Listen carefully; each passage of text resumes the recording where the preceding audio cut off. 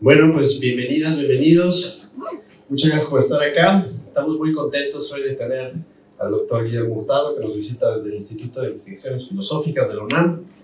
Pues este es un evento que organizamos en conjunto el Instituto, el 5, que acabamos de firmar un convenio, y también el Centro de Investigación Interdisciplinaria en Humanidades. Pues le voy a dar la palabra a Abraham para que nos hable un poquito de la trayectoria del doctor, y ya su semblanza, y comenzamos.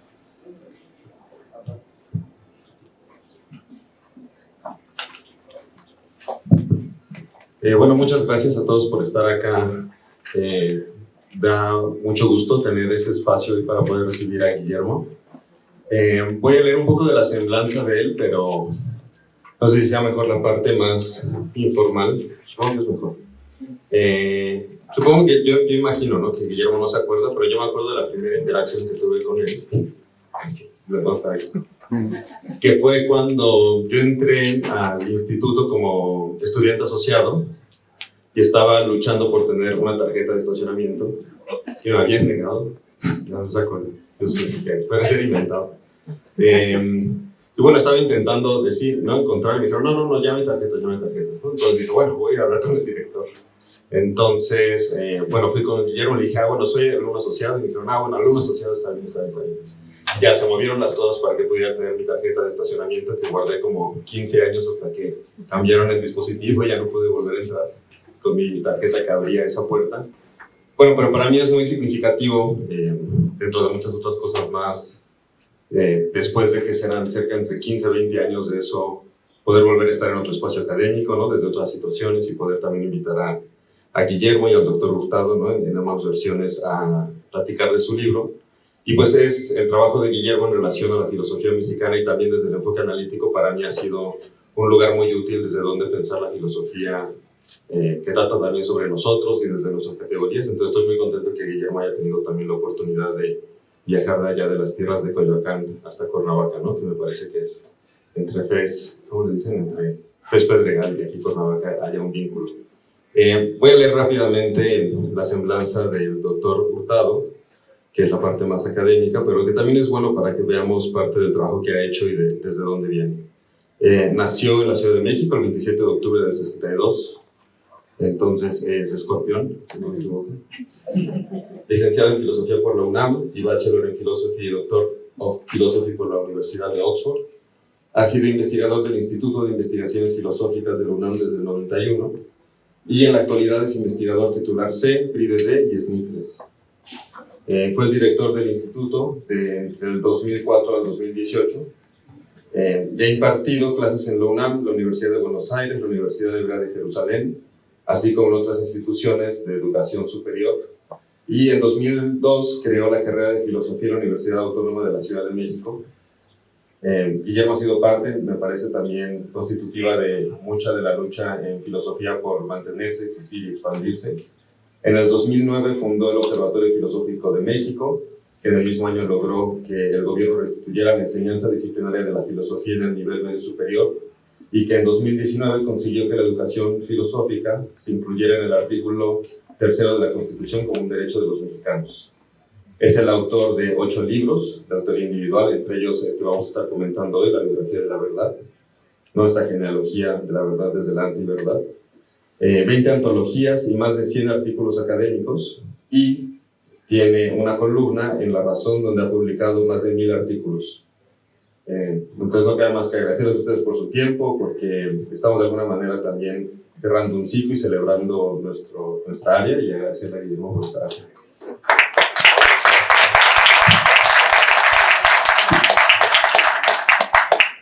Bueno, muchas gracias por la invitación. Estoy muy contento de estar aquí con mis amigos. Bueno, lo que voy a decir es parte de mi libro Biografía de la Verdad, ¿no?, que se puede conseguir en cualquier librería de prestigio. Quiero hablar un poco de lo que sería quizá el núcleo del libro, el núcleo filosófico del libro. Y lo voy a abordar a través de la relación entre la interrogación el cuestionamiento, las preguntas y la verdad. O sea, ¿qué tiene que ver, no? Preguntar con la verdad.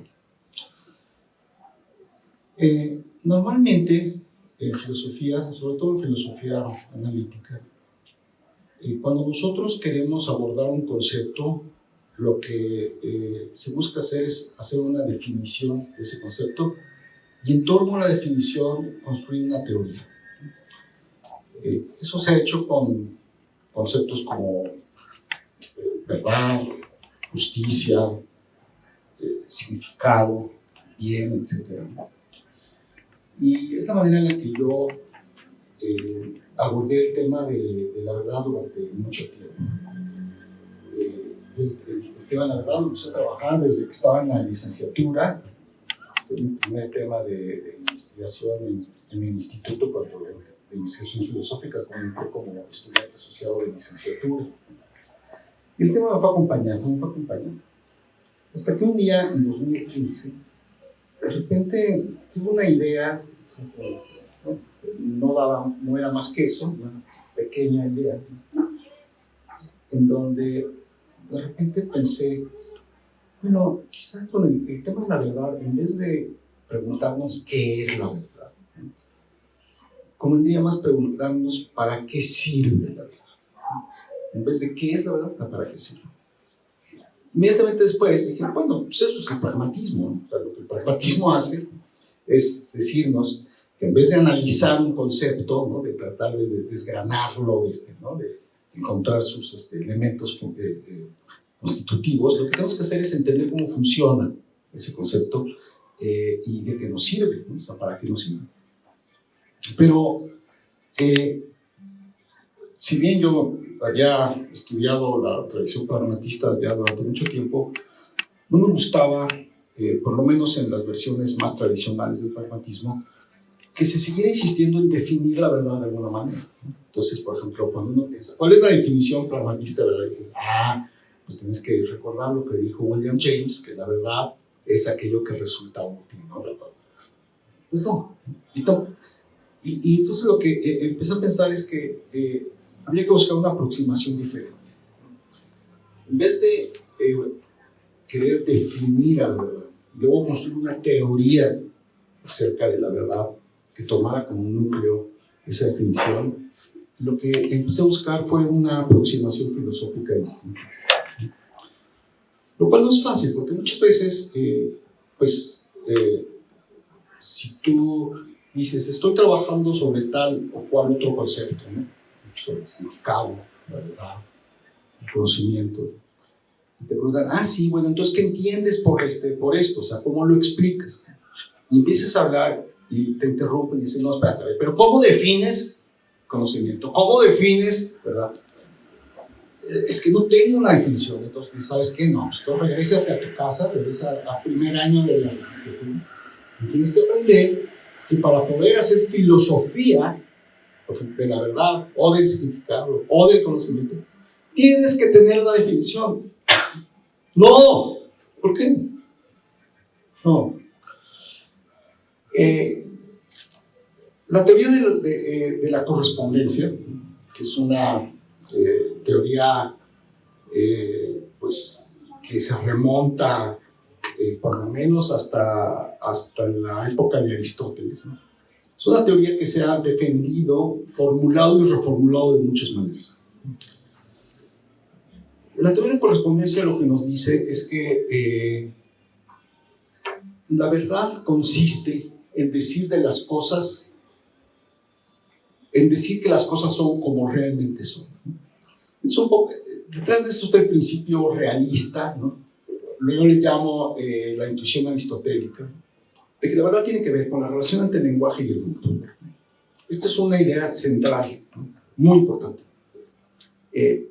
Sin embargo, no todas las teorías de la verdad han preservado este principio. Algunas teorías de la verdad, como la teoría coherentista o la pragmatista, ¿no? Rechazan esa intuición de que la verdad tiene que ver con la relación entre el lenguaje y el mundo. Yo creo que esa intuición es correcta. Sin embargo, el problema que yo encuentro es en construir una definición alrededor de esa intuición, construir una teoría. La teoría de la correspondencia es un modelo muy simple y desde un punto de vista muy atractivo. Imagínense que tenemos nosotros el conjunto, ¿no?, de todas las proposiciones verdaderas. Alguien podría decir, es el gran libro del mundo. Tenemos esta metáfora que la tenemos muy metida de que el mundo es como un gran libro. Bueno, entonces imagínense que tenemos un libro donde están todas las proposiciones verdaderas. Y luego está el mundo. Y están todos los hechos del mundo. Como decía Wittgenstein en el Tractatus, el mundo es la totalidad de los hechos. Bueno, si pudiéramos determinar estos dos conjuntos, entonces tendríamos una relación unívoca, perfecta, entre cada proposición, cada hecho. Para cada proposición verdadera habría un hecho y para cada hecho habría una proposición verdadera. El modelo es fabuloso, ¿no? Muy bonito, o sea, es casi borgiano, así que te puedes imaginar así esto, ¿no? Esta relación perfecta, así, ¿no? Simétrica entre el pensamiento, ¿no? El pensamiento, en el sentido de P mayúsculas, no lo que tú y yo pensamos, sino el pensamiento, sino todas las proposiciones, todo el mundo, así perfecto. Bueno, esta teoría, que es muy bonita estéticamente, en el sentido de que una teoría puede ser bella, ¿no? Pues se ha topado con muchísimos problemas a lo largo de la historia, ¿no? Y bueno, todos conocemos algunos de los problemas que se han formulado para la teoría de la correspondencia, ¿no? No los voy a enumerar aquí, ¿no? Básicamente, lo que muchos filósofos han dicho es que parece que está todo como muy perfecto, ¿no? Como que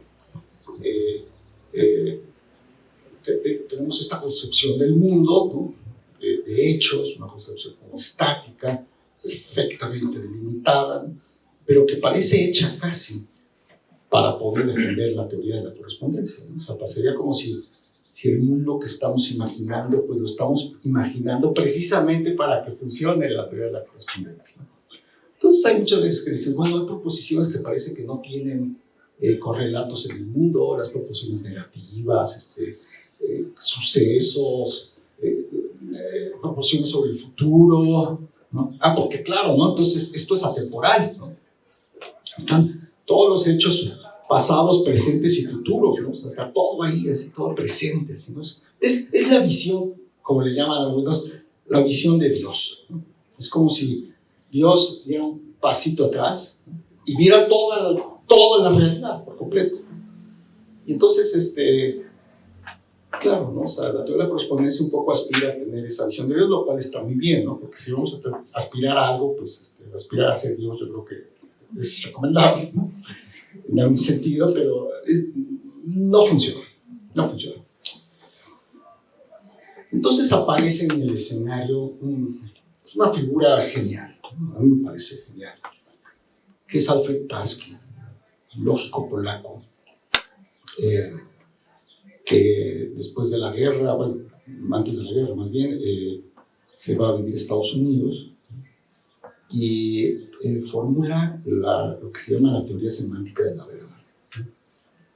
Todos los que estudian lógica, filosofía del lenguaje, o sea, todos conocen esa teoría semántica de la verdad.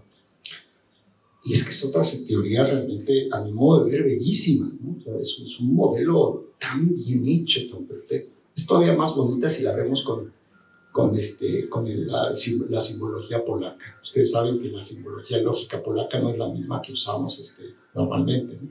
Es otra simbología mucho más estética, es más bonita.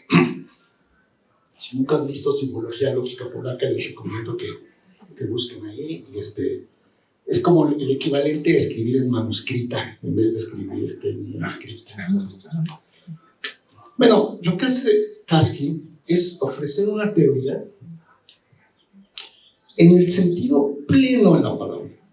Pleno. O sea, que es una propuesta que tiene axiomas, que tiene teoremas, que tiene reglas de derivación, ¿no? En donde lo que nos presenta Tarski es la manera en la que funciona el predicado de verdad en un lenguaje dado. Ahora, esto tiene sus asegúnes, que son muy importantes. El primero es que la teoría de la verdad de Tarski es una teoría para lenguajes formalizados. O sea, no es una teoría para lenguajes como el español o el inglés. Es una teoría para lenguajes formalizados que tienen, por ejemplo, un conjunto finito de términos referenciales, de predicados, y no responde, digamos, a todas las variaciones, a todas las sutilezas, a todas las diferencias que se encuentran en un lenguaje natural. Eso lo decía Tarski desde el principio. El segundo es que es un lenguaje, es una teoría que se formula desde un metalenguaje acerca de un lenguaje objeto. Si ustedes recuerdan, la teoría de los tipos de Bertrand Russell, formulada en el principio de matemática, pues ahí vemos por qué es importante tener una jerarquía de lenguajes, porque eso nos ayuda a evitar ciertas paradojas, ¿no? En el caso de Russell, en el principio de matemática, la jerarquía de lenguajes nos servía para solucionar la paradoja de Frege, ¿no? En el caso de Tarski, lo que responde esta jerarquía de lenguajes es a la paradoja del mentiroso, que se llama. Entonces, la teoría de Tarski es una teoría para lenguajes formalizados, formulada desde un metalenguaje. Alguien podría decir, bueno, ¿y eso a nosotros qué nos importa? ¿De qué nos sirve? Yo creo que lo que quizá en la filosofía nos tardamos un poquito, se tardaron un poquito en entender, es que lo que nos presentaba Tarski en su teoría formal era el desarrollo de una intuición central, ¿no?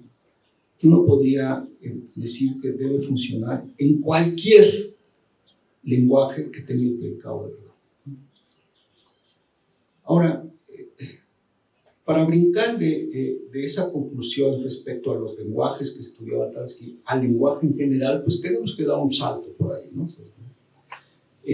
Pero yo creo que esa intuición, ¿no?, acerca de cómo funciona la verdad, ¿no?, cuál es la mecánica de la verdad que nos dio Tarski, era sumamente importante. Donald Davidson, el filósofo estadounidense, en los años hacia el final del siglo XX, se percató de esta importancia filosófica de la teoría de Tarski, y entonces empezó a construir lo que él llamó una teoría del significado a partir de una teoría de la verdad de Tarski. ¿Qué quería Davidson? Davidson quería tener una teoría del significado del lenguaje natural. Y esa teoría analizaba al concepto de significado a partir del concepto de verdad. El significado de una oración, nos decía Davidson, consiste en las condiciones de verdad de ese enunciado. Entonces, por así decirlo, en la teoría de Davidson, el concepto de verdad era el concepto primitivo, y a partir del concepto de verdad y otras cosas, otros elementos de la teoría, se podía arrojar luz sobre el significado. Ese fue un proyecto importantísimo durante mucho tiempo, ¿no? Mucha gente pensó que se estaba dando un paso adelante gruesísimo en la filosofía del lenguaje, ¿no? Mark Platz, que es un investigador del instituto, fue un evangelista de ese proyecto por todas partes, vino a México y aquí wow, todo el mundo estudiaba la teoría del significado de Davidson, etc. El proyecto de Davidson, pues ya, ¿no?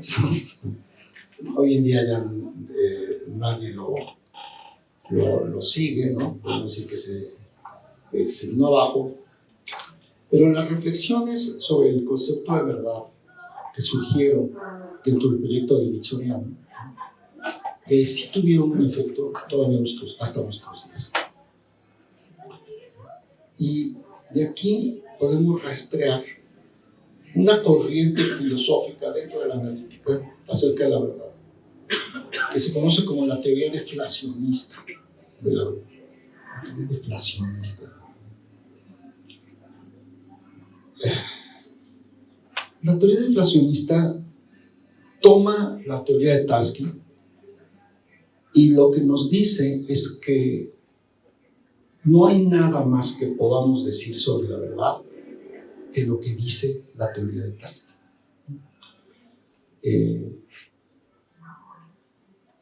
Y lo que dice la teoría de Tarski sobre la verdad es muy poquito, ¿no? Realmente, es algo fundamental, central, diríamos, pero nada más, ¿no? Este proyecto que es, en este sentido, analítico hasta el tuétano, ¿no? Busca desinflar, por eso deflación, busca desinflar el concepto de verdad, ¿no?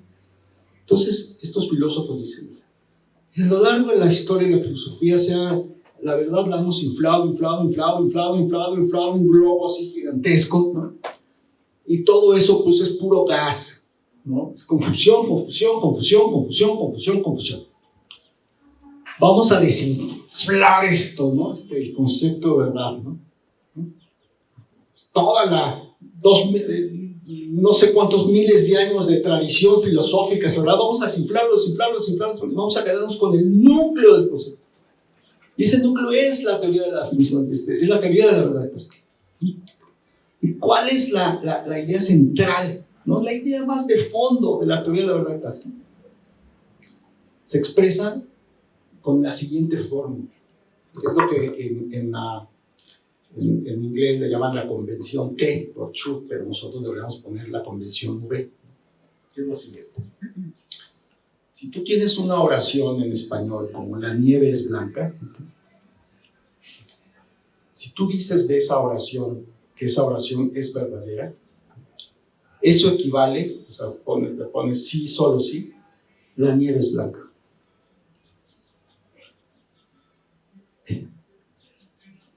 De otra manera, decir que algo es verdadero es lo mismo que decir eso. Algunos han dicho que desde ese punto de vista la verdad es redundante. Hay también una teoría de la verdad como redundante. La verdad entonces no añade, el predicado de verdad no añade contenido específico a la emoción. Es casi como decía Richard Rorty, es como darle una palmadita en la espalda a la ilusión, ¿no? Pero no tiene contenido. O sea, la verdad, desde este punto de vista, es muy poca cosa. Muy poca cosa.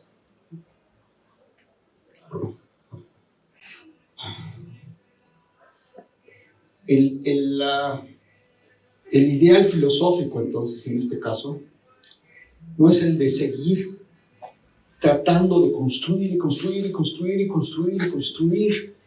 textos, teorías, definiciones, libros sobre la verdad, sino que más bien decir, ¿sabes qué? Ya, no deja de escribir. Eso va mucho con el espíritu analítico de que a los problemas filosóficos muchas veces no se trata de resolverlos, sino de liberarnos de ellos, ¿no? Es decir, no, lo dejas atrás. Vamos a ocuparnos de otro tipo de cosas interesantes. Vamos a hacer lingüística, vamos a hacer lógica, vamos a hacer ciencias cognitivas, ¿no? Pero ya no vamos a perder el tiempo, porque ya tenemos la teoría de la verdad de Tarski. Y esta teoría de la verdad nos explica todo y absolutamente lo que tenemos que saber sobre la verdad. No hay más. Lo demás es humo, gas.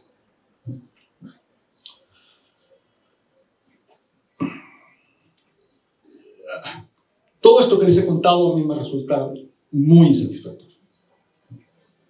Entonces, cuando escribí este libro no me interesó proponer una definición de verdad distinta. No me interesó hacer una teoría de la verdad diferente de la de Tarski, teoría que me parece bellísima, deslumbrante, ¿no? Me sigue pareciendo una de las grandes creaciones del intelecto humano. Y la verdad pensé, la voy a tratar de abordar desde otra manera. Y todo lo que yo propongo en este libro es utilizar el método genealógico para entender el concepto de verdad. O sea, no se trata de un análisis, no es analítico, no es análisis del concepto, es genealogía del concepto. Otra cosa. Y entonces de inmediato pues alguien me podría decir, oye, pero pues la genealogía la verdad ya la hicieron. Y la hicieron pues dos figuras importantísimas de la filosofía, que no vienen del campo analítico, por supuesto, que son Nietzsche y Foucault. Entonces, ¿quieres hacer una genealogía de verdad? Pues, o sea, ponte a leer a Nietzsche en vez de leer a Tarski, ¿no? Y ponte a ver a Foucault en vez de leer a Davidson. Y en efecto ellos hacen una genealogía de la verdad, que es una genealogía que ha sido muy influyente en el pensamiento contemporáneo, sumamente atractivo. Yo creo que si hay un filósofo quizá del siglo XX que se sigue leyendo, se sigue imprimiendo, sigue teniendo impacto, pues es Foucault. Vaya usted a alguna librería de filosofía y lo que va a encontrar son libros de Foucault, ¿no? O sea, gracias a Foucault la editorial del siglo XXI no ha quebrado. Y a Pablo Freire también. Pero ellos lo que proponen es una genealogía destructiva. Es decir, lo que quieren mostrarnos con su genealogía es cómo lo que nosotros llamamos verdad en realidad es un constructo, ¿no? Que responde a los intereses de ciertos individuos y ciertos grupos. Si conocen la genealogía de la moral de Nietzsche, ¿no? Pues, el caso es muy semejante, ¿no? Entonces Nietzsche dice, ¡ay, el bien, el bien, el bien, el bien!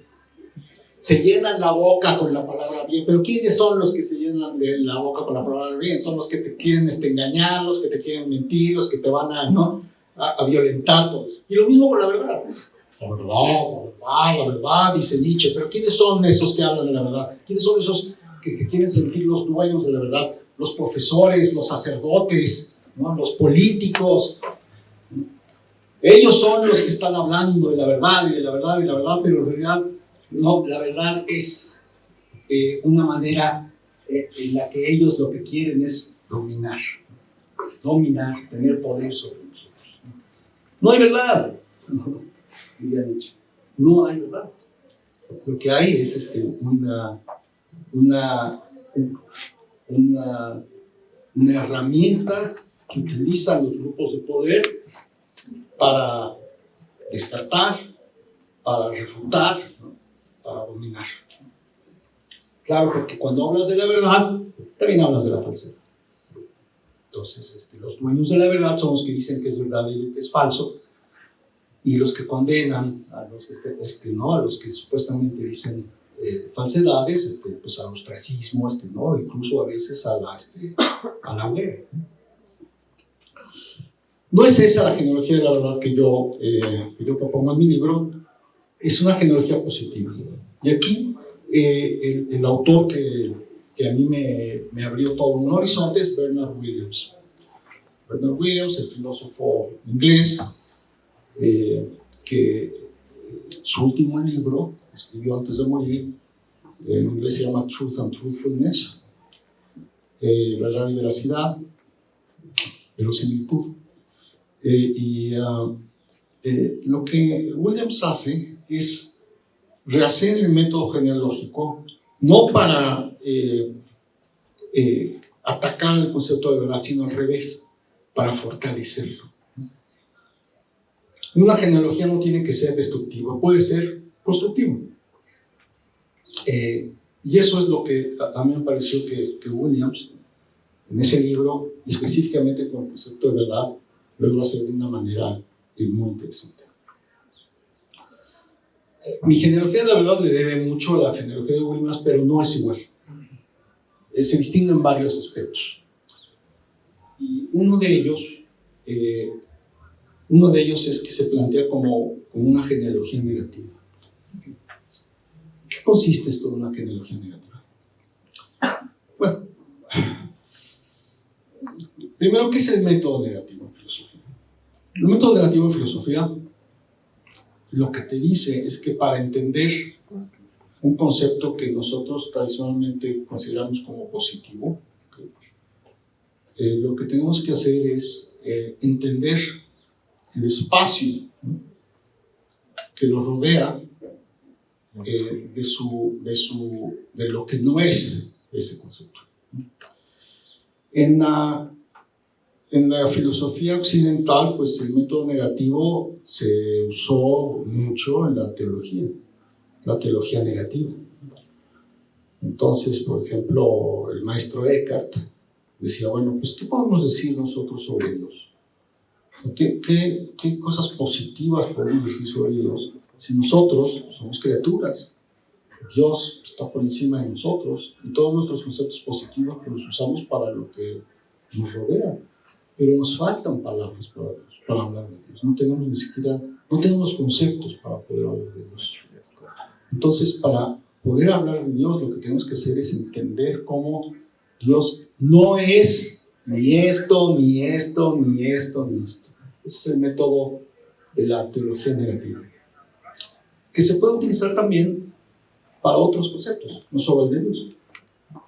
Y aquí, en este caso, a mí la idea de la genealogía negativa me vino a partir del estudio de Luis Villoro y del estudio de Luis Villoro sobre el concepto de justicia. No tenía nada que ver, pero de repente como que vi que se podía hacer la conexión.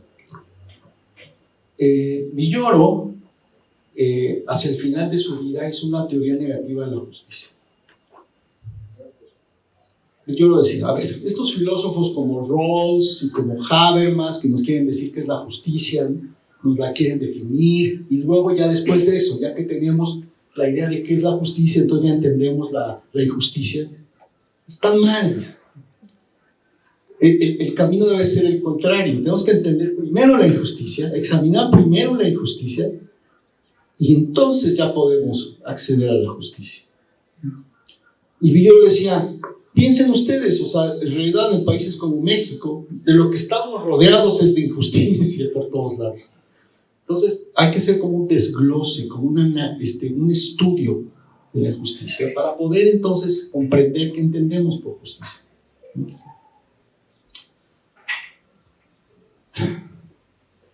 Y es que si se ponen a pensar en la filosofía occidental,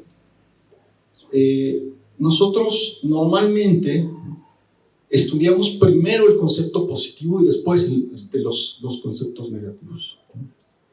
Como si estuviéramos obligados siempre a abordar lo positivo sin lo negativo. Como si pudiéramos entender el concepto positivo sin haber pasado antes por toda la zona del concepto negativo.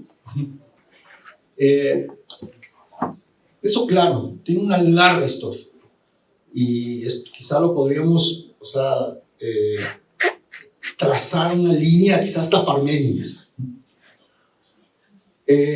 Y entonces lo que yo pensé es que, siguiendo combinando el método genealógico de Williams y el método negativo de Villoro, podríamos plantear una genealogía negativa de la verdad.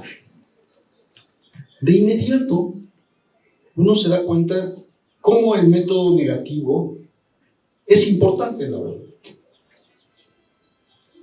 Fíjense, por ejemplo, cuando nosotros decimos, ¿qué es lo que no es verdadero? Pues lo falso. Pero alguien más puede decir, no, la mentira. Ah, bueno, pero la mentira es falsa. Pero entonces, no puedes nada más decir que la mentira es un subcaso de lo falso. Hay diferencias importantes entre la falsedad y la mentira. ¿Será que acaso que en realidad nuestro concepto de verdad es un concepto doble? O sea, la verdad es lo no falso o la no mentira. ¿Okay? Y estamos usando una misma palabra para referirnos a dos cosas que pueden ser muy diferentes, ¿no? Entonces, en el libro, en el capítulo 3 del libro, que es el capítulo central, trato de desarrollar una genealogía negativa de la verdad. Que se divide en varias secciones. La primera tiene que ver con la ignorancia. La segunda, con el error. Ignorancia y error, ¿no?, son las dos realidades de la vida humana que yo examino en el libro para poder entender la verdad. Y fíjense cómo usé la frase experiencias de la vida humana. Para mí eso es importantísimo, porque yo no, mi aproximación filosófica, la verdad, pretende, ¿no?, salir del muro de la abstracción. O sea, a mí me parece que una filosofía de la verdad, si nos va a servir de algo, si nos va a decir para qué sirve la verdad, en qué consiste la verdad, en qué consiste vivir con la verdad, no puede quedarse en un plano puramente abstracto. Tiene que hablarnos de cómo vivimos con la verdad. Esa es, me parece, la aproximación más esclarecedora. Entonces, por ejemplo, la teoría de la verdad de Tarski, que como ya he dicho, me parece una teoría fabulosa, ¿no? Por ser una teoría formal no nos dice nada, o sea, acerca de cómo vamos a vivir con la verdad. O sea, yo puedo entender perfectamente la teoría de la verdad de Tarski y sin embargo no saber, o sea, qué rol debe tener la verdad en mi vida. Y si la respuesta de Tarski fuera, ¿sabes qué? Es que a mí no me importa qué rol tiene la verdad en tu vida, sino a mí lo que me importa es definir el concepto, yo te podría decir, ¿sabes qué? Eso a mí no me interesa. Y es una filosofía que, como diría Sancho, no vale 3 habas. A mí qué me importa una filosofía que no me dice cómo he de vivir con la verdad, ¿no? Porque es mejor vivir con la verdad que no vivir con ella, ¿no? Y esto, en el método genealógico, nos permite poder reconectar la verdad con esta dimensión vital. Propongo entonces una especie como de historia ficticia, ¿no?, para comenzar, para abordar la genealogía. Imagínense ustedes que un grupo de seres humanos hace miles y miles y miles de años vienen escapando, ¿no?, de unos depredadores o de otro grupo enemigo, y de repente llegan a un río. Es un río caudaloso, ancho. No saben qué hacer. Tienen suficiente experiencia como para saber que si se meten a lo loco, o sea, se pueden morir. Tienen que buscar el mejor lugar para cruzar el río. Como lo hacen los animales, ¿no? De alguna manera, por ejemplo, si hay un grupo de elefantes y ven un río, los elefantes no cruzan por cualquier lado, ¿no? Los elefantes buscan el sitio que es el mejor para cruzar, por ejemplo, podrán cruzar los elefantes chiquitos, etc. O sea que esto de buscar el mejor lugar para cruzar no es particularmente humano, yo creo que cualquier animal inteligente, ¿no? Cualquier mamífero superior, por ejemplo, que tendría esa misma actitud. La diferencia es que los humanos tenemos lenguaje, un lenguaje de cierto tipo que no tienen los animales.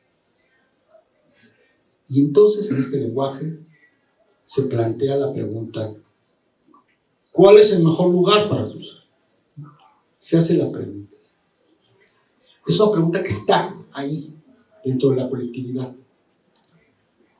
Alguien la plantea, pero lo va a plantear cualquier otro. Todos están haciendo esa pregunta, ¿no? ¿Qué vamos a hacer? ¿Dónde está? O sea, se preguntan unos a otros, ¿dónde vamos a cruzar? ¿Qué vamos a hacer? ¿Dónde vamos a cruzar? ¿Dónde vamos a cruzar?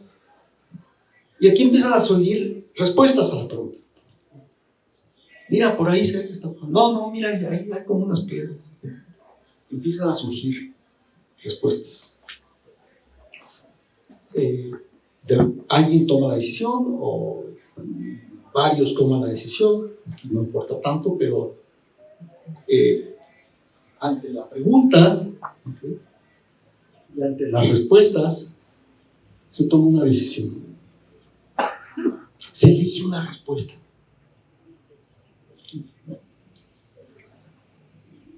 Mi propuesta es la siguiente.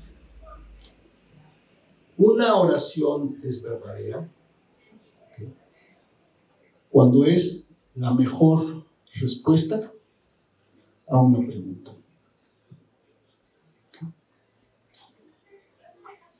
La mejor respuesta a una pregunta. Una dificultad, algo que tenemos que resolver, a un problema. Pregunta, problema, dificultad. Es como poner respuesta, hipótesis. No importa qué tanto qué palabras suceden, pero la idea es la siguiente, esa es la idea. Tenemos una pregunta, tenemos varias respuestas. ¿Para qué sirve la verdad? La verdad sirve para ordenar las respuestas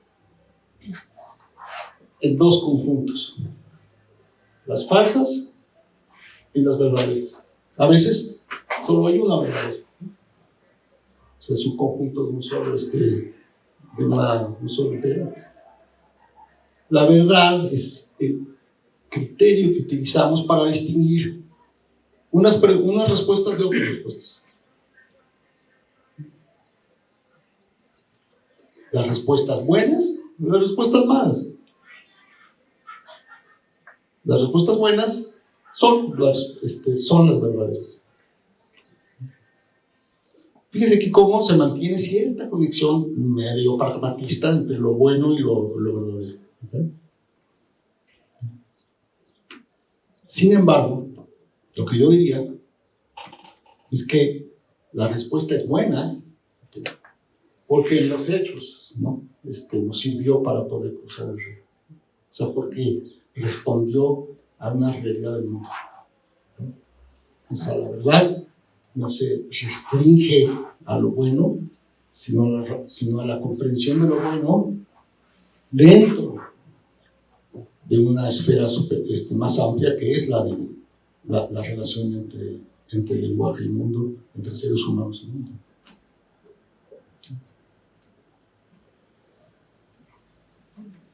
Y es aquí donde la relación entre la interrogación y la verdad se revela.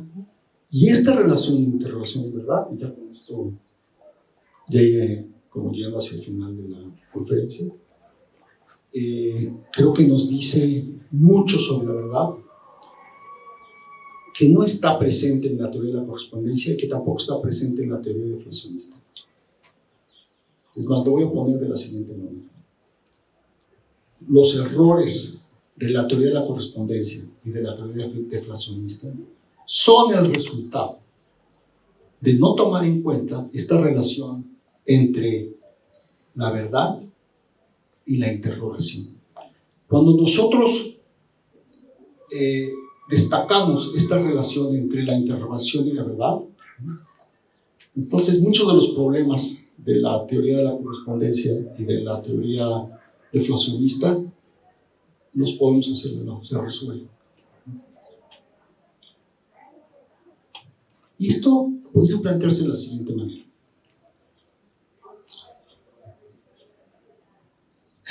La relación entre interrogación y verdad lo que hace es poner a la verdad en un contexto, ¿okay?, en un contexto de discursivo,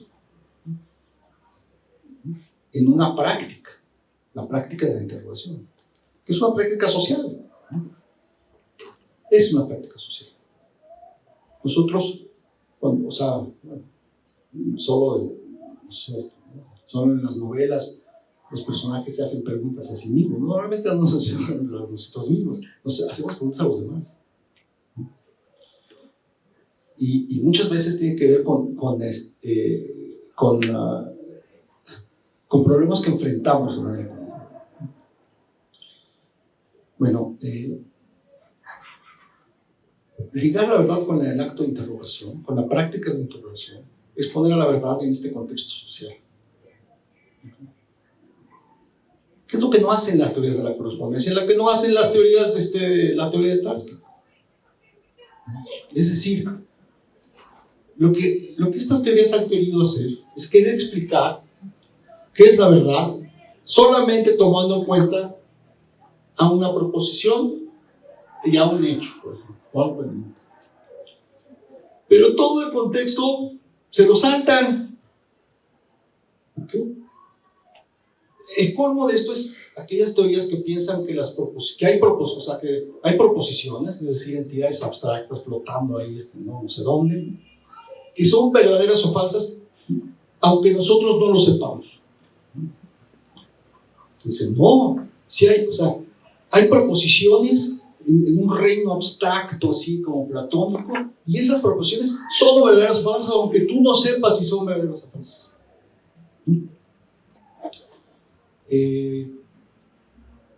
Bueno, pues eso es un error de abstracción, es una falsa abstracción.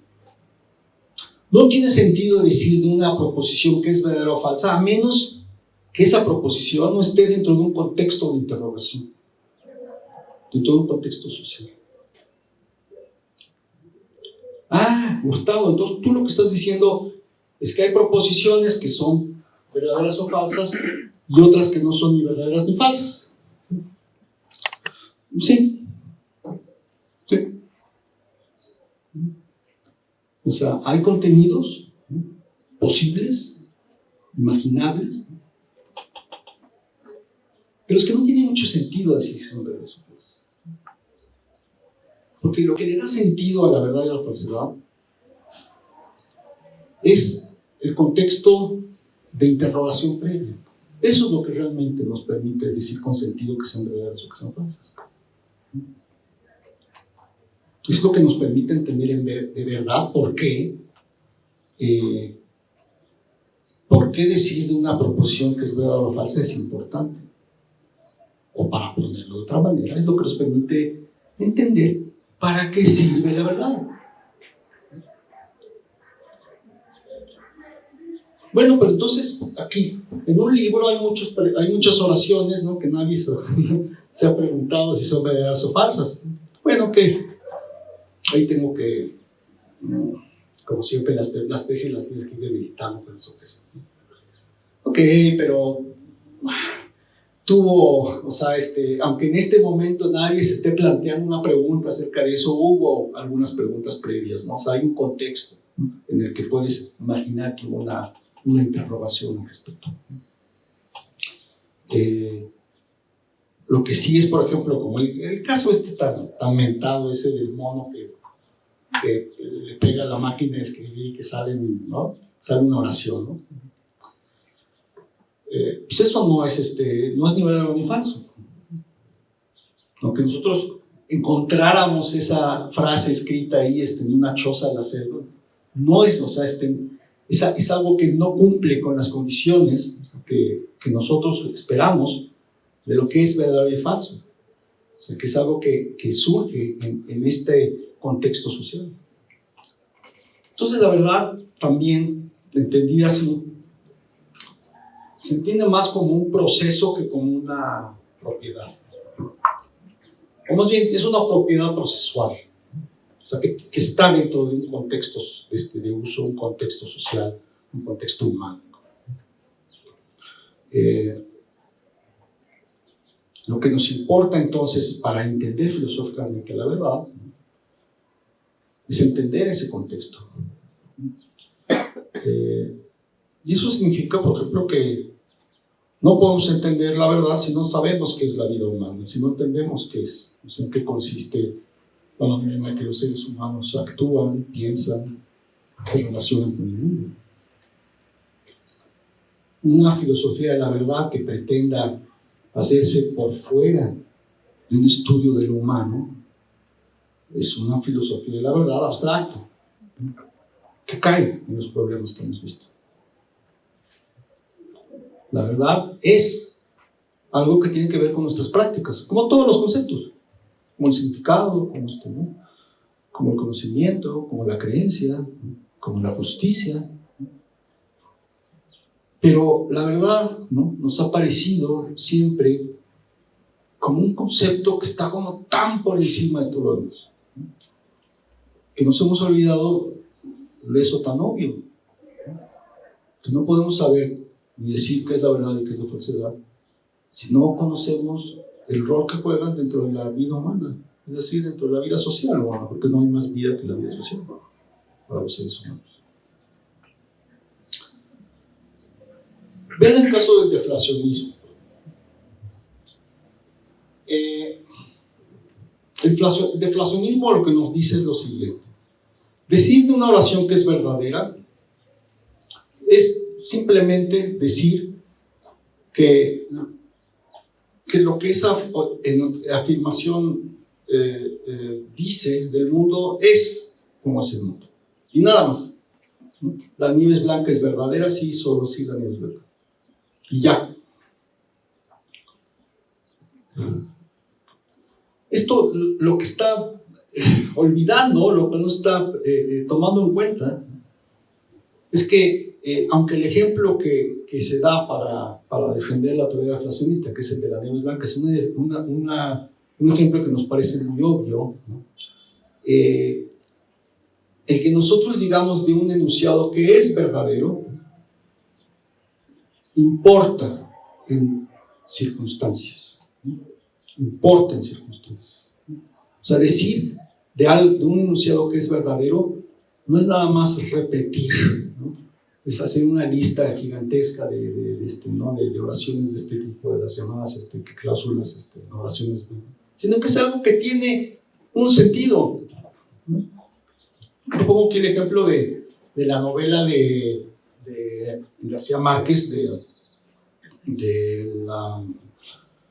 ¿cómo se llama la novela de García Márquez? 100 años de soledad, ¿no?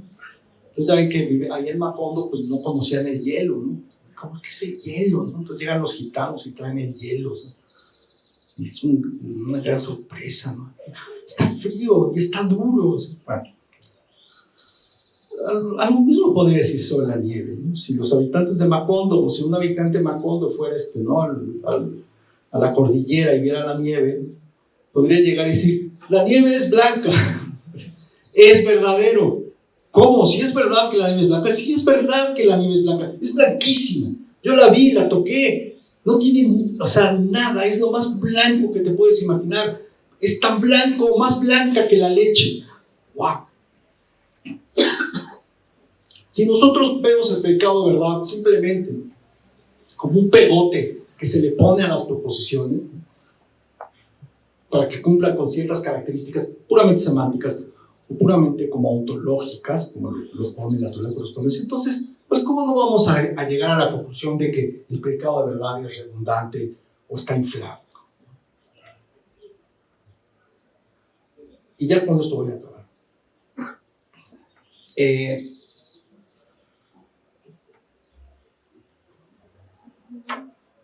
El otro bando de los llamados continentales, ha habido también varios filósofos que han dicho que deberíamos deshacernos del concepto de verdad.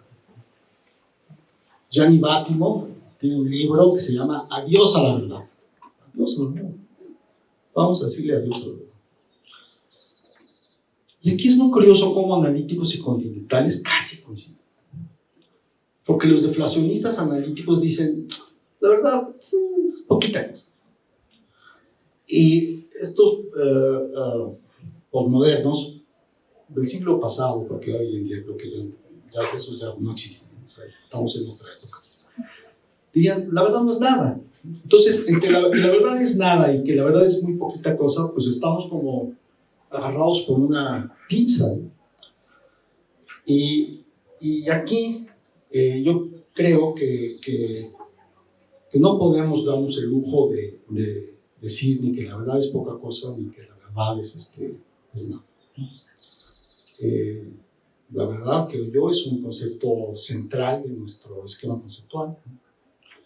Y si debilitamos a la verdad, vamos a debilitar otros conceptos clave. Y eso no es bueno. Hay que rescatarla. Hay que tener, la filosofía no puede abandonar a la verdad, tiene que hacer un esfuerzo para poder decirnos por qué la verdad importa. ¿Por qué importa? ¿Por qué la verdad es algo que querríamos preservar? Pero preservar no por un mero sentimiento de anacronismo o de lealtad al pasado o por algún dogma, no. O sea, ¿por qué queremos rescatar a la verdad como un concepto fundamental, sin el cual nosotros no podemos entender en qué consiste vivir, estar en el mundo, para usar la frase de Frederick?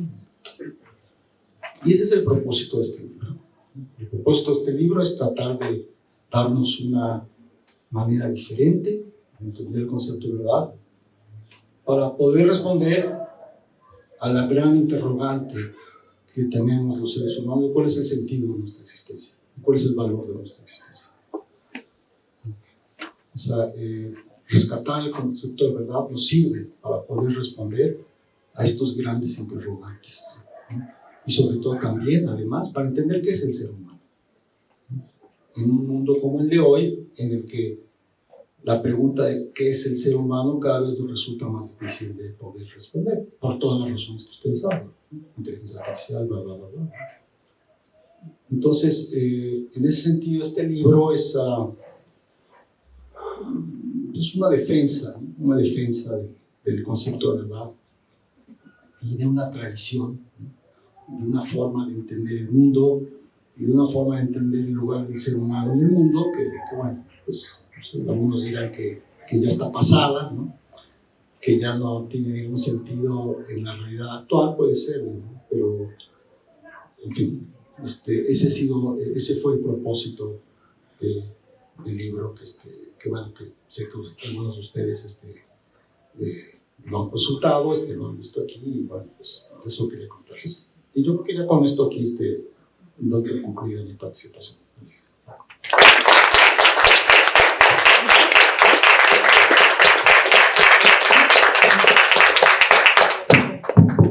Pues muchas gracias, Guillermo. Muy interesante. Si no han leído el libro, los invito a leerlo. La verdad, yo lo disfruté mucho. Está muy bien escrito, es muy ameno, se lee muy fácil. Lo pueden encontrar, creo que aquí en la Gandhi. Como decía Guillermo, cualquier librería decente, sí. Pues bueno, vamos a hacer honor también a la tradición que tiene el instituto de dar la palabra primero a los estudiantes. Entonces, ¿quién tiene alguna pregunta? Anímense. Sí, bueno, en lo que se van animando, solo quería pues, mencionar que me parece un tema muy importante hoy en día, ¿no? Con algo que mencionas un poco en el libro, pues esta crisis de la verdad en la que vivimos, ¿no? La posverdad, las noticias falsas, todo eso. Creo que es muy importante reflexionar sobre eso y creo que este libro es una muy buena oportunidad para reflexionar sobre el tema. Entonces ya hay una pregunta por acá, y ahorita yo tengo varias, pero... Hola. Mi pregunta es sobre cómo vamos a saber cuál es la mejor respuesta a una pregunta. Entonces, si una oración es verdadera, cuando es la mejor respuesta a una pregunta, ¿es el mejor cómo o quién lo definiría? Eso. Es que esa ya es una pregunta, digamos, epistemológica, ¿no?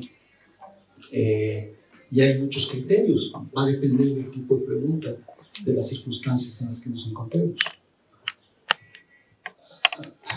Algún oponente mío que fuera muy formalista diría que yo no debería meter el tema de las preguntas, de la ignorancia, del descubrimiento, del conocimiento en una teoría de la verdad.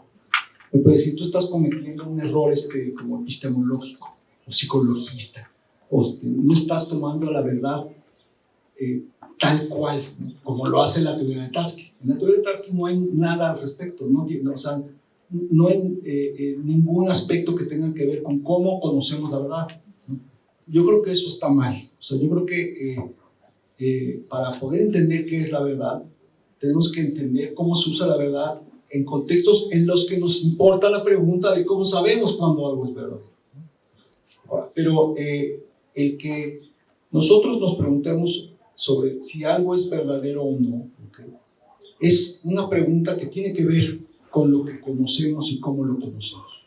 Es como un segundo paso. Lo que yo estoy diciendo es que el concepto de verdad es un concepto central para poder dar ese segundo paso. O sea, es entre la interrogación y la determinación de qué es lo que nosotros tomaremos como verdadero, o sea, por la creencia verdadera, incluso el conocimiento. En medio está el uso del concepto de verdad. Eso es lo que a mí me interesa. Ya después, pues bueno, ¿cómo sabemos cuándo algo es verdadero? Eso ya sale de este nivel de la teoría de la verdad, que es en el que yo me estoy basando, que es el de entender qué es la verdad, cómo funciona. Muchas gracias. Gracias, Guillermo. La verdad es que es increíble poderle poner rostro a un libro. Y creo que en esta parte de la presencia de poderte tener aquí también se agradece muchísimo. Así que gracias. Y hablando de preguntas, me gustaría preguntar qué es una pregunta. Y también en este concepto del error, o sea, yo personalmente pienso que el error nos acerca a la verdad. Entonces creo que es solamente en esta parte de ir experimentando lo que no es, ¿no? Podemos acercarnos a lo que sí es, o sea, pero creo que siempre estamos lejos, o no tan cerca, de poder saber qué realmente es verdad, ¿no? Entonces creo que entre más nos vamos experimentando en el error, ¿no? Es como vamos acercándonos a lo que parece verdadero. Entonces no sé qué piensas tú sobre eso. Muchas gracias. Gracias. Sí, no hablé aquí del error, hablé sobre la ignorancia, porque ya no me dio tiempo, ¿no? Pero en mi aproximación negativa a la verdad, o sea, primero tomo el caso de la ignorancia y luego tomo el caso del error, al que le dedico incluso más espacio que la ignorancia, ¿no? Nosotros nos damos cuenta de que nos equivocamos permanentemente, ¿no? O sea, estamos chocando ahí contra el mundo. Me gusta mucho la metáfora de cómo el error es como pegarte contra un muro, ¿no? O sea, apenas pasas, ¿no?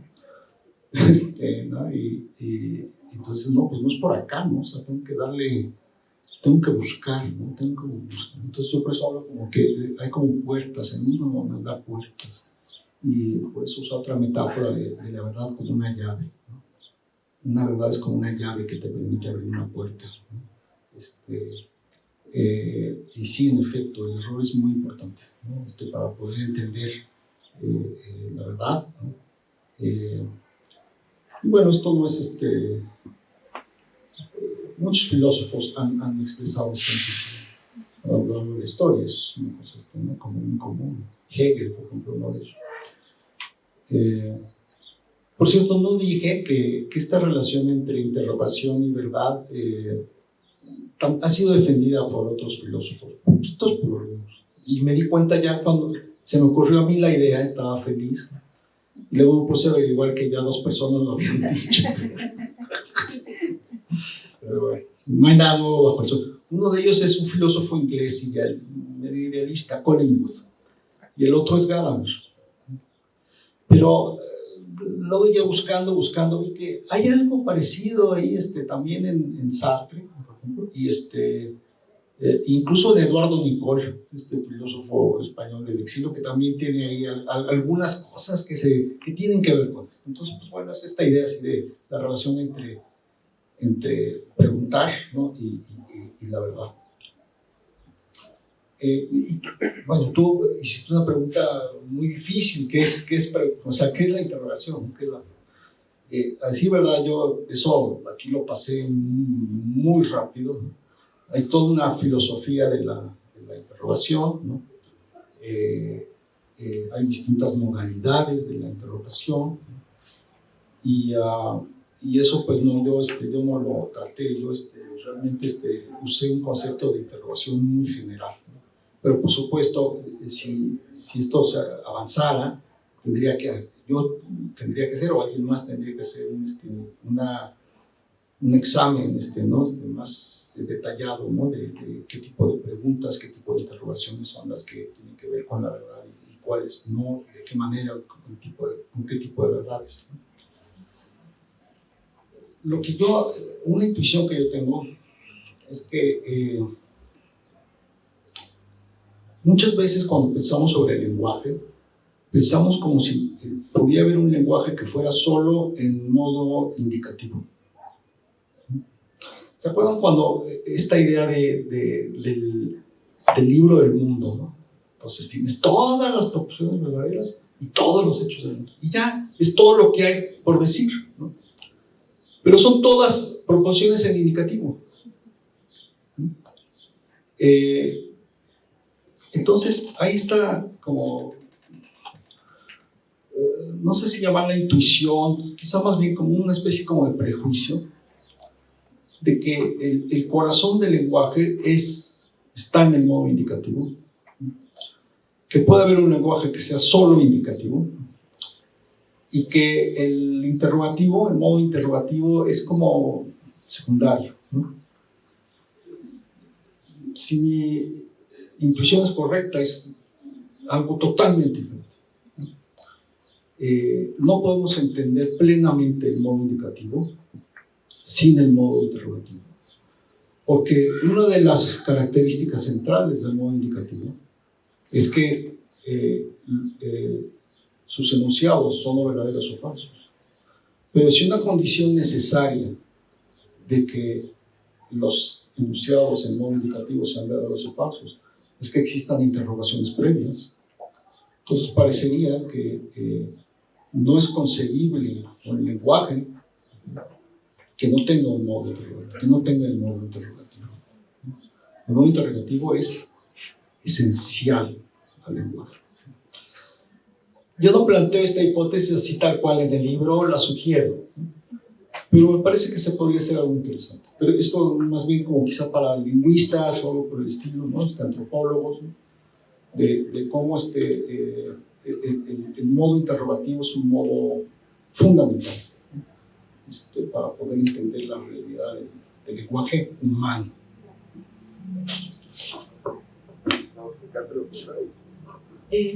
Gracias, muy interesante la plática. Yo me di cuenta de varias cosas y quisiera compartirlo. Una es que entiendo que aquí hay una suerte de recursividad entre lo que es la pregunta y lo que es la verdad. Me refiero a que pareciera, en términos de entorno y sistema, el que observa al mismo tiempo observa la injusticia y la justicia, utilizando ese mismo ejemplo.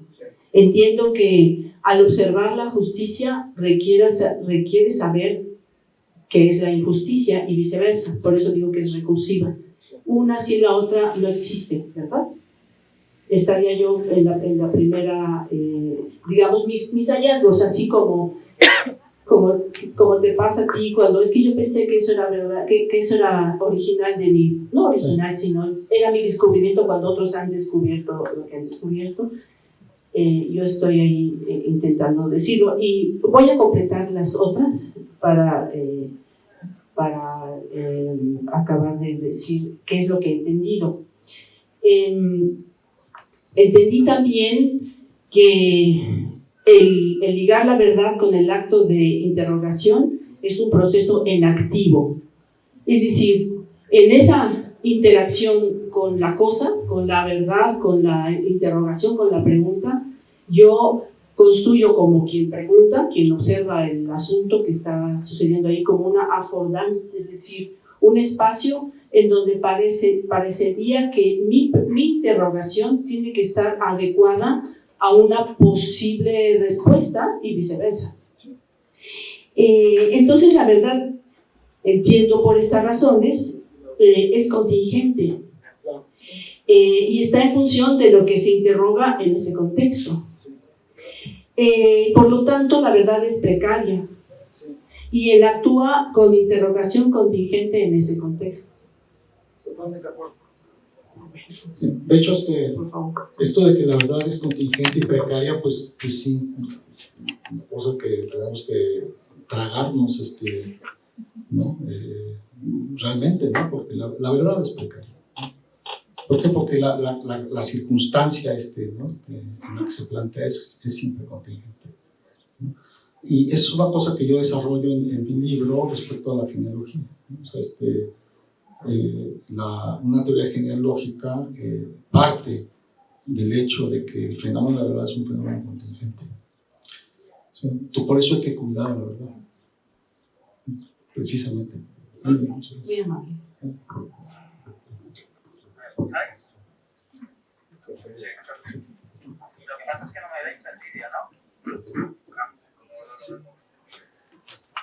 ¿Qué tal?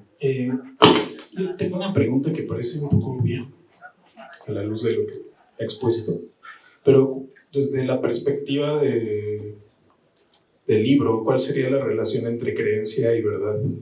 Y me refiero específicamente a lo que me resulta bastante un ejercicio bastante interesante en el final del libro sobre las moralejas, especialmente al ejemplo del yelmo de Mambrino, que tiene como esta ambigüedad conceptual, ¿no? Un objeto que en teoría, en verdad, de hecho, no es un yelmo de Mambrino, no es un yelmo. Sin embargo, a través de la creencia, como que estas estructuras conceptuales se van modificando. Y me parece también muy ilustrativo que lo haya hecho además con el Quijote, porque creo que tiene demasiados ejemplos sobre cómo es que la realidad se va trastocando y al final nos mete en este embrollo conceptual que la verdad empieza a ser a veces hasta amplia, ¿no? Y comienza a ser comienza a tener varios niveles, ¿no? Incluso me ocurre otra como el curioso impertinente, ¿no? También en el cual tras estar forzando como esta cuestión de verdad, o más bien de mentira, llegamos a una verdad en la que todos nos ponemos de acuerdo, que inicialmente no era verdad, pero ahora ya es verdad y los dos viven paralelo. Entonces, volviendo al inicio, ¿cuál sería la diferencia entre creencia y, si podemos ponerle el índice grupal, la relación con verdad? Sí, es una relación muy estrecha, pero también hay que tener cuidado de hacer las divisiones, ¿no? Uno puede tener una creencia sin cuestionarse o sin tener que adjudicarle el predicado de verdad, ¿no? Por ejemplo, si nosotros buscamos si los animales tienen creencias, yo te diría que una creencia animal no requiere, para entenderlo, que postulemos el concepto de verdad. Porque, de acuerdo con lo que he sostenido, el concepto de verdad como que emerge en el contexto social en el que hay interrogantes y hay un lenguaje compartido de ciertas características. Sin embargo, ¿no? O sea, si bien yo te podría entonces decir que podemos entender el concepto de creencia sin el concepto de verdad, ¿no? Yo sí creo que para entender el concepto de verdad necesitamos de alguna manera el concepto de creencia. Y esto significa que la caracterización que doy del concepto de verdad no produce una caracterización puramente lógica o lingüística, porque involucra el concepto de creencia. No solamente el concepto de creencia, involucra también el concepto de acción, de interacción, ¿no? es una teoría muy, no es una teoría estrecha, sino es una teoría muy amplia. Entonces, esa es un poco la respuesta que te daría, ¿no? O sea, pero reconozco que ese es un tema que no está muy desarrollado en el libro, ¿no? Es algo de lo que podría haber dicho más. Y es que, claro, me quedan muchos cabos sueltos en el libro. Y cuando, ¿no? Cada vez que hablo del libro y que me hacen preguntas y ya di un curso entero sobre esto, pues, dije, ¿cómo no puse esto? Pero bueno, lo que yo quería era presentar el panorama general. Esa pregunta que tú me haces es una pregunta centralísima, que pues sí, solo te puedo responder así, ¿no? De una manera muy rápida, pero que sí me sirve, por supuesto, un trabajo mucho más profundo. Gracias, doctor.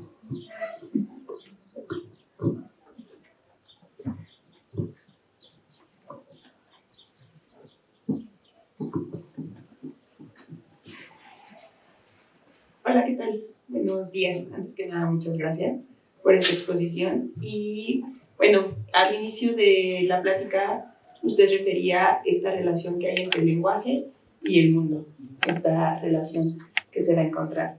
Y también lo he escuchado y ha realizado diversas metáforas, o nos ha explicado y clarificado con ciertas metáforas, y esa sería justo la pregunta.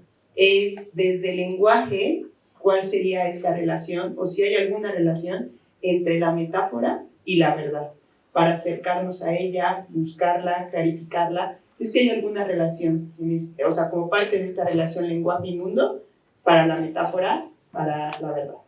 No, pues esa es una pregunta súper difícil, ¿no?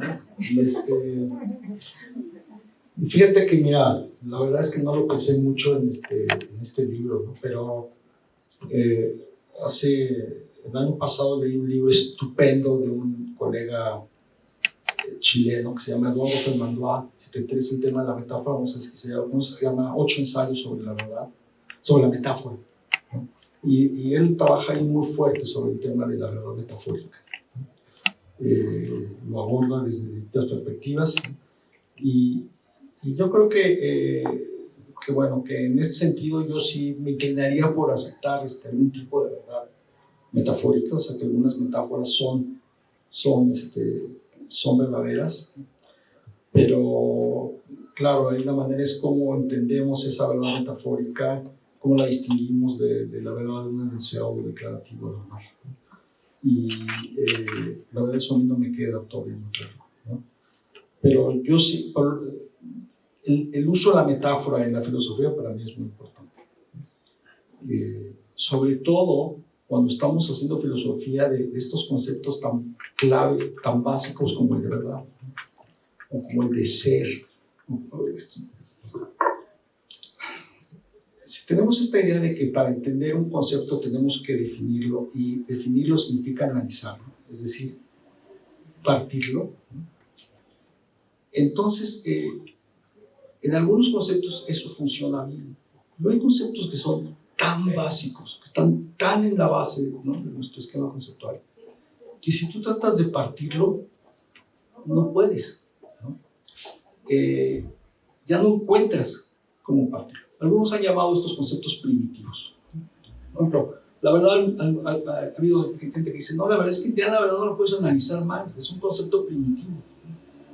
Bueno, frente a esto algunos dirían, bueno, entonces no se puede decir nada, ¿no?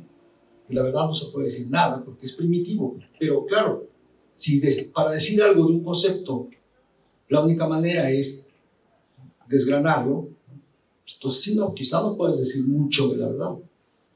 Pero si tú adoptas una perspectiva filosófica diferente, no una perspectiva definicionista ni analítica, sino de otro tipo, tú puedes dar metáforas que te sirvan para poder esclarecer el concepto.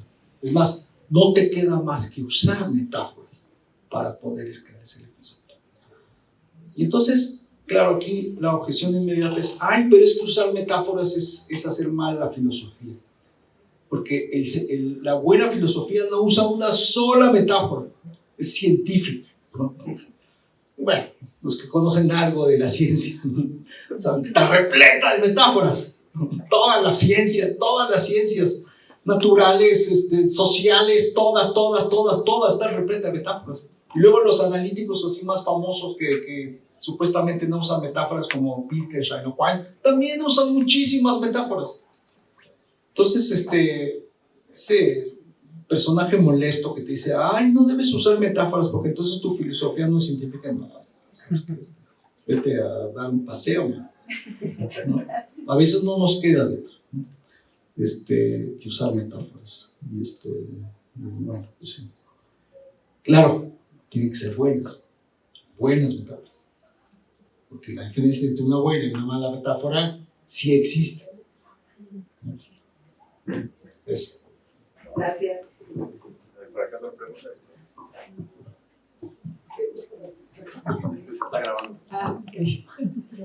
Bueno, yo dos cosas que pensé es que me quedé un poco con la primera intervención, ¿no? ¿Qué es una buena respuesta? ¿Cómo podemos identificar una respuesta verdadera? No buena, una respuesta verdadera. Y entonces, claro, lo que parece, al menos desde el ejemplo del río, es que una respuesta verdadera es la que tiene consecuencias deseables. Pero claro, si hablamos de consecuencias, eso nos mete en el ámbito moral, ¿no? Entonces, bueno, quizás un poquito por ahí que dijeras algo más sobre eso.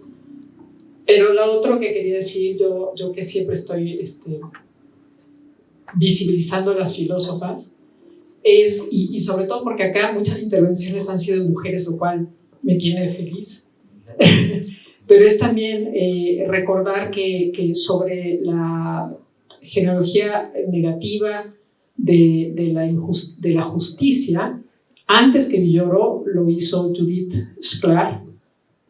Seguramente Villoro sabía de esa teoría, pero pues obviamente no la citó, pero que sí es importante. Bueno, esa es una teoría, ¿no? Pero en fin, porque nunca citaba a mujeres, por eso lo digo, ¿no? Y eso sí es un hecho.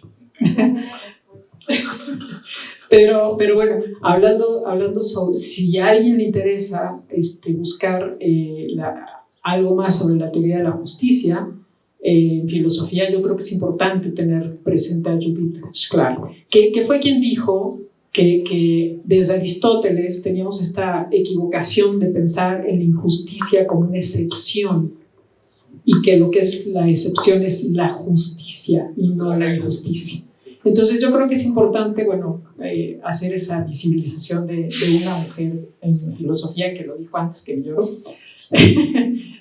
Pero sobre todo me interesaba eso, que ver un poco sobre eso, sobre entonces la respuesta verdadera tiene que ver con consecuencias y por lo tanto ya nos lleva al ámbito de lo moral. Sí, nos puede llevar al ámbito moral.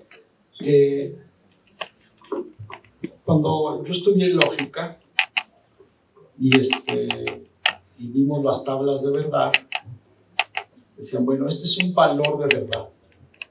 ¿Ah? Valor. ¿Por qué es un valor? ¿Por qué es un valor? ¿Por qué no simplemente hablar de una cualidad o un atributo o una propiedad? Y es que la verdad sí es un valor. De eso hablo en el capítulo 2 de mi libro. No hablé sobre ese tema aquí en esta conferencia, pero sí en el capítulo 2 señalo cómo si queremos rescatar la importancia de la verdad hoy en día, tenemos que también rescatar su condición valorativa, ¿no? Axiológica. Y bueno, en el capítulo 1 y el capítulo 2 lo que yo trato de hacer, ¿no? Es sostener que podemos, por un lado, aceptar la intuición aristotélica que la verdad depende de la relación entre el lenguaje y el mundo, y aceptar lo que yo llamo la intuición platónica de que la verdad es un valor que tiene algo que ver también con el bien, ¿no? Y que las podemos integrar a las dos, las podemos integrar. La manera en que yo lo hago no es en la forma de una teoría, sino en la forma de una narración, de una narrativa. O sea, una genealogía es una narrativa. Y entonces, en la narrativa, o sea, integro de esa manera el elemento de la relación lenguaje-mundo, por un lado, y por otro lado, la dimensión valorativa de la verdad, ¿no? De esa manera las trato de integrar dentro de un mismo discurso, que es una narración particular. Sí. De Judith Sclair, creo que yo no leyó a Judith Sclair. Gracias. No, es que yo luego, había muchas cosas que no había leído, ¿no? Entonces, yo ya leí esto, no. Yo estaba más interesado en Habermas y en aquella época cuando hizo su teoría. Sí, pero es curiosa esa coincidencia. Sí, es una coincidencia curiosa. Perdón, tengo gripa, entonces voy a estar así con el cubrebocas. Sí, pero sí se entiende. Perfecto. Desde la propuesta que usted está haciendo, entonces, quisiera nada más tener muy claro lo que le da el contenido de verdadera, a la proposición verdadera, es haber sido generada por la interrogación o que esa interrogación esté referida a la realidad, o sea, que esté motivada genuinamente a atender al mundo. Y es que si es esta segunda, me da la impresión de que conduce a la afirmación de Isaac Israelí, ¿correcto? Y que la verdad, pues, es la correspondencia entre el pensamiento y la realidad, entendiéndola como mundo. Gracias. Es que son las dos cosas. Es las dos cosas. Me parece que si nosotros, o sea, si adoptamos una en vez de la otra, solo una y no la otra, entonces vamos a tener problemas. Me da la impresión que Collingwood, que él era un idealista, cuando él subraya la relación entre la interrogación y la verdad, quiere dejar después a la verdad en la esfera de lo humano, solamente de lo humano, sin tomar la realidad extrahumana. Entonces, esa sería esta versión, hay una versión idealista de esta tesis que estoy sosteniendo, de que la verdad solo se entiende en el contexto del diálogo. Yo lo que creo es que también tenemos que tomar en cuenta la otra posición, ¿no? O sea que la realidad misma es la que a veces nos hace preguntas, ¿no? Cito por ahí a Gadamer, que dice Gadamer, es que la realidad nos increpa, ¿no? Entonces, yo lo que diría es que tenemos que tomar estas dos dimensiones y juntarlas, ¿no? Pero por supuesto, si solo tomamos una, entonces caeríamos un poco en una teoría de la correspondencia o de la adecuación, como la defendía Santo Tomás, a partir del autor que usted citó, que sería lo mismo de antes, ¿no? Y si nos quedamos en la otra, nos quedamos en una visión ya pues idealista, podríamos decir, ¿no? de la verdad. Entonces yo creo que hay que combinar las dos, ¿no? Por eso, en la genealogía, ¿no? en el cuento genealógico, ¿no? Ahí lo importante siempre es la relación con el mundo, ¿no? Entonces es como si pudiéramos tener un triángulo, ¿no? Imaginario, entonces, donde tenemos en un vórtice está el mundo y los otros dos están dos personas, por lo menos dos personas, ¿no? Entonces, la verdad, lo que nos ayuda es entender la relación de los seres humanos cara a ellos mismos frente al mundo, ¿no? Pero, o sea, tiene tres elementos, ¿no? O sea, el elemento del diálogo, ¿no? Por estos dos, ¿no? De la relación comunitaria, de lo que llamo la esfera de lo humano, pero solamente lo humano, y el otro sería el mundo, ¿no? El mundo tal cual es, ¿no? Entonces, la verdad tiene esta relación. En el caso, luego después cuando hablo del capítulo 4 de lo que llamo la antiverdad, como la mentira y todas esas cosas, ahí la relación entre los sujetos se vuelve de otra manera, ¿no? Porque aquí cuando alguien le miente a alguien más, lo está haciendo en relación a algo, ¿no? Del mundo. Entonces, aquí vemos como la verdad tiene una dimensión que es de relación entre individuos, pero esa relación no se entiende, ¿no?, sin el referente objetivo, ¿no?, del mundo. Por eso una mentira es una mentira, porque no coincide, no responde a cómo son las cosas. Pero, y entonces corresponde con este esquema suyo decir que la verdad no es que sea relativa, sino que es relacional. Es relacional, claro. Es muy buena manera de ponerlo. Gracias. Bueno, nos quedan, creo que espacio para 2 preguntas. Marcos y Abraham, si tenemos tiempo, Muchas gracias. Tengo 3 preguntitas. No nos quitas nuestra Bueno, las voy a contar en una. Es que, por ejemplo, ahorita con lo que dijo, parece que para que exista como un portador de verdad y un hacedor de verdad, primero tiene que existir como un interrogante. Uno. Sí. Luego, en la parte 2, la verdad se va a decidir prima facie. O sea, se va a crear así en el momento y se va a decidir cuál es la mejor respuesta. Y ya luego 3, como que dice, existe como el mundo humano y el mundo real. Una pregunta que se salió en clase es de si entonces en el mundo de los animales no humanos no hay verdad, o si hay verdad. Parece que hay error. Para mí es como de, ok, puede que no haya verdad, pero hay error. Pero el error, como lo planteas también en el libro, es una parte de la no verdad. Sí. Así que entonces sí existiría o no la verdad en el mundo de los animales no humanos. Y ya. Yo te diría que no hay verdad, porque aunque hay error, no hay interrogante en torno al error. O sea, el error no basta. O sea, los animales, por supuesto, que se dan cuenta que se equivocan, y exploran y hacen hipótesis, el experimento del ratoncito que se va por una puerta y no ve que está cerrada y ya se va por la otra, bueno, o sea, ¿no?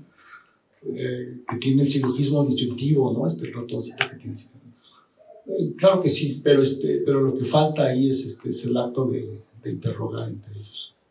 Miren, no sé mucho sobre el lenguaje animal, pero díganme si me equivoco, en los experimentos que ha habido sobre el lenguaje animal, ¿no?, en los que hubo, por ejemplo, con estos chimpancés que les enseñaron,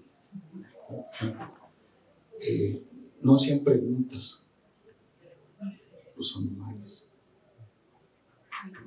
declaran cosas, pero no hacen preguntas. Eso a mí me dejó como uff, ¿no? Pero no sé, no es así. Ya hay experimentos que muestran que los animales pueden hacer preguntas, pero lo que yo leí es que no hacían preguntas, y eso a mí me dejó como, órale, esto parece que sí, que te está hablando de una diferencia muy importante entre el lenguaje humano y el lenguaje animal, más allá de todas las cuestiones que tienen que ver con muchísimos otros factores, como sintaxis, etcétera, pues de pragmática, de semántica, ¿sí? Así, brutal. Perdón, 2 antes. Perdón.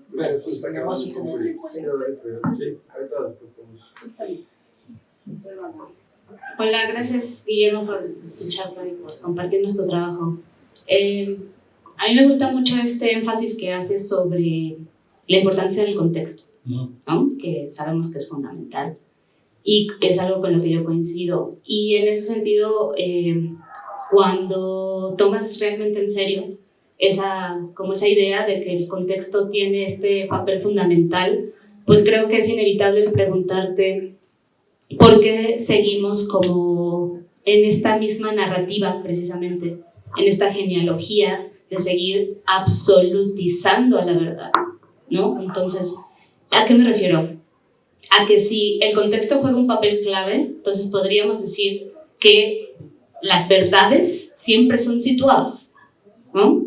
Sin embargo, seguimos recurriendo a esto de hablar de la verdad, ¿no? Como si fuera algo, una entidad metafísica desde la cual partimos quizá desde un paradigma esencialista, reduccionista, en donde precisamente quizá si nos abriéramos a la posibilidad de pluralizar aquello que entendemos como verdad y entonces hablar de verdades, quizá esa sería como otra línea que nos pudiera llevar a pues, respuestas diferentes, ¿no? Porque pues pienso que seguimos como en este mismo problema porque seguimos partiendo de los mismos paradigmas, de las mismas premisas, desde el pensamiento dicotómico de que tiene que ser la verdad versus lo no verdad, o lo falso, o la mentira, como le quieras poner. Entonces, ¿tú qué piensas respecto a este? Sí. Cuando Villoro defendió su teoría del conocimiento como contextual, ¿no? Ya que Villoro sostuvo, lo que es conocimiento en una comunidad en un tiempo dado puede no serlo en otro, pero era ahí este conocimiento. O sea, no podemos hablar del conocimiento así como general, siempre está contextual. Entonces, muchos le dijeron, oye, pues Villoro ya da un paso más y acepta la relatividad. O sea, si ya aceptaste la relatividad del conocimiento, acepta la relatividad de la verdad. Eso lo dijeron Ana Rosa Pérez Rances y León Oliver en un debate que tuve. Villoro se defendió como gato boca. Y yo veo que de la posición que defiendo, en donde el contexto es importante, se puede dar el paso hacia una visión relativista, ¿verdad? ¿No? Relativista al contexto. Pero yo estoy como Villoro defendiéndome como un gato boca arriba. Todavía no lo acepto. Yo creo que esto no lo desarrollo en el libro, ¿no? O sea, no lo desarrollo en el libro. Pero yo lo que pienso es que la intuición aristotélica, como yo la llamo, que es la idea básica, clave de que la verdad depende de cómo es el mundo, exige ponerle cierto límite al contextualismo y por lo tanto a una posición relativista. ¿Cómo lo hace? No sé todavía, ¿no? Ese es un tema que no me queda claro, que no desarrollé en el libro. Me escabullí, no me metí en el problema del realismo, el antirrealismo, mucho me escabullí, pero yo creo que tendría que ser algo por ahí tendría que ser el argumento que se podría dar, ¿no? Pero mi respuesta como emotiva es que no podemos relativizar el concepto de verdad, lo que no significa que no podamos contextualizar. Claro. Sí, son cosas distintas y ya nada más para terminar, no sé si tú estás familiarizado con el materialismo semiótico. Es que creo que precisamente esa podría ser una línea, justo por lo que decía ella, como cuestionar como esta cuestión del lenguaje. Desde el materialismo semiótico lo que se defiende es esta perspectiva crítica sobre la realidad, reconociendo la importancia de la materia, ¿no? Que es como este contexto, estas condiciones materiales, pero también reconociendo la importancia de todos los sistemas lingüísticos y de signos que la constituyen, ¿no? Entonces creo que esa podría ser una forma de evitar el relativismo. Ajá, sí, podría quizás ser interesante para ti. Gracias. Gracias. Bueno, creo que desafortunadamente va a tener que ser esta la última pregunta, pero ahorita podemos platicar más con el. Muchas gracias, Guillermo. Veo obviamente está la tensión entre estas dos cosas que estamos llamando como lo positivo y lo negativo, verdad y no verdad. Y a veces me pareció que en el libro la antiverdad es plural, mientras que la verdad parece unitaria, como si hubiera una actitud más parmenidia sobre la verdad y más heraclitina sobre la otra, o como que hubiera los dos niveles en ambas, ¿no? Quisiera aclarar esa relación y tal vez dos preguntas que emanan de esa distinción de qué tan unitario es cada uno y cómo se contraponen. Dos preguntas más concretas es, hablando en la verdad, en términos de Ortos y de Aletheia, ortos como correspondencia, digamos, aletheia como develación, que me parecía que da un poco de respuesta a cómo dirimimos cuál es la respuesta adecuada. A veces parece que es desde un método, a veces desde el otro. De pronto me pareciera que la metáfora fuera más aleteica y otras formas más ortoicas, ¿no? Podría ser. Quisiera saber tú cómo concibes la relación entre esas dos, si son excluyentes, es una o la otra, o si la aletheia sostiene la otra, que digamos que la correspondencia es una forma de develación, cuando las cosas en match se devela esa correspondencia. Si a veces es una, a veces es la otra, a veces es las dos. Esa relación metafísica entre ortos y aletheia me quedó duda. Y del lado de la antiverdad, al nombrarla a partir de la negación de la verdad, me preguntaba si tú has pensado en una palabra para poder nombrar a esa no verdad en una palabra por sí misma, ¿no? ¿Qué es la otra pregunta de qué unifica a toda la pluralidad de la no verdad? ¿Es la nada? ¿Es el vacío? ¿Qué es, no? Muchas gracias. No, respecto a lo primero, todo el chiste de la teoría genealógica negativa es que tú ya entiendes la verdad como el no error, la no confusión, la no mentira, ¿no? Como la no enajenación, como la no confusión. Entonces, lo que te queda es como un mosaico, ¿no? En donde lo que nosotros llamamos de manera general verdad está compuesto de todos estos elementos. O sea, es el chiste de la genealogía negativa, que te permite advertir todas estas dimensiones del prisma de la verdad, ¿no? O sea, como si tuviera, ¿no? Este prisma tiene todas estas dimensiones, en vez de verlo de manera parmenidia como una esfera, ¿no? Lo ves ahora como una figura geométrica que tiene muchos planos, ¿no? O sea, que sí, esa es la idea, ¿no? O sea, quizá no debería haber subrayado más, o sea, ahora que lo pienso, ¿no? O sea, que la verdad, más bien, pues sí, es algo plural, complejo, ¿no? Son muchos procesos que están involucrados, que nosotros le llamamos verdad a todo eso. O sea que lo de la aletheia y el ortos ahí es una pregunta muy profunda. Entonces, esa la tendríamos que responder un día así, pero con una botella de coñac, porque sí estamos. Y tendríamos que invitar a Heidegger para que nos acompañe, pero sí es más. Me quedo sin palabras, casi ahorita con esto, pero gracias. Bueno, pues muchas gracias, Guillermo. La verdad ha sido un honor tenerte por acá.